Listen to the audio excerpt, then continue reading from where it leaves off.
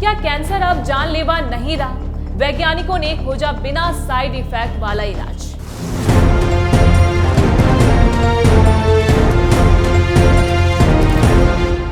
नमस्कार, आप देख रहे हैं Y24। मैं हूं आपके साथ अपराजिता सिंह। कैंसर जैसी जानलेवा बीमारी का नाम सुनते ही सबसे पहले दिमाग में सर्जरी, रेडिएशन और कीमोथेरेपी जैसी भारी भरकम और दर्दनाक इलाजों का ख्याल आता है। लेकिन पिछले कुछ सालों में चिकित्सा विज्ञान ने एक ऐसी क्रांतिकारी तकनीक विकसित की है जिसने कैंसर के इलाज की पूरी परिभाषा ही बदल दी है। इस तकनीक को हम इम्यूनोथेरेपी के नाम से जानते हैं। यह इलाज का एक ऐसा तरीका है जो कैंसर की कोशिकाओं को बाहर से मारने के बजाय हमारे शरीर के अंदर मौजूद बीमारियों से लड़ने वाली कुदरती ताकत यानी इम्यून सिस्टम को ही इतना ताकतवर बना देता है कि वह कैंसर का खुद मुकाबला कर सके। असल में हमारा इम्यून सिस्टम शरीर के लिए एक रक्षक दल की तरह काम करता है, जिसका काम खराब और बाहरी कोशिकाओं को पहचान कर खत्म करना होता है। लेकिन कैंसर की कोशिकाएं बहुत शातिर होती है। वे खुद को स्वस्थ कोशिकाओं के पीछे छिपा लेती है या हमारे इम्यून सिस्टम के चेक पॉइंट्स को धोखा देकर खुद को सुरक्षित कर लेती है। इम्यूनोथेरेपी इसी लुका छिपी के खेल को खत्म करने का काम करती है। इम्यूनोथेरेपी के असर को समझने के लिए न्यूयॉर्क की मॉरिन सिंड्रेस की कहानी एक मिसाल है। साल 2008 में जब उन्हें पहली बार कोलोन कैंसर हुआ था, तब उन्हें भारी सर्जरी और कठिन रिकवरी के दौर से गुजरना पड़ा था। लेकिन जब 14 साल बाद उन्हें दोबारा खाने की नली का कैंसर हुआ तो उनका इलाज पूरी तरह बदल चुका था। इस बार उन्हें किसी ऑपरेशन थिएटर में नहीं जाना पड़ा, बल्कि एक खास दवा डॉक्टरलिमैब के जरिए उनका इलाज शुरू हुआ। हर 3 हफ्ते में मात्र 45 मिनट के लिए उन्हें यह दवा दी जाती थी।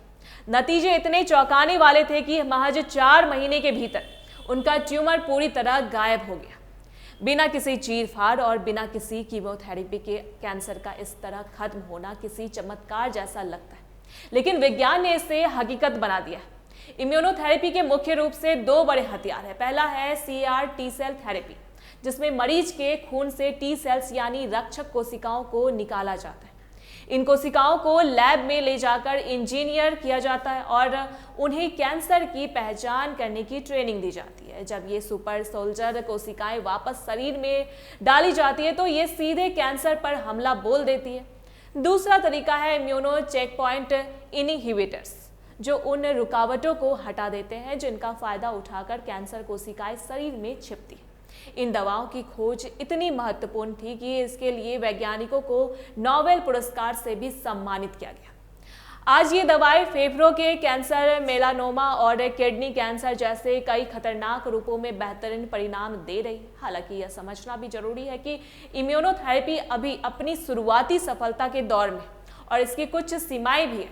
सबसे बड़ी चुनौती यह है कि यह हर मरीज पर 100% काम नहीं करती। आंकड़े बताते हैं कि करीब 20 से 40% मरीजों पर ही इसका सीधा और बड़ा असर देखने को मिलता है, क्योंकि यह शरीर की प्रतिरोधक क्षमता को बहुत ज़्यादा सक्रिय कर देती है। इसलिए कभी कभी शरीर अपनी ही स्वास्थ्य कोशिकाओं को दुश्मन समझकर उन पर हमला करने लगता है।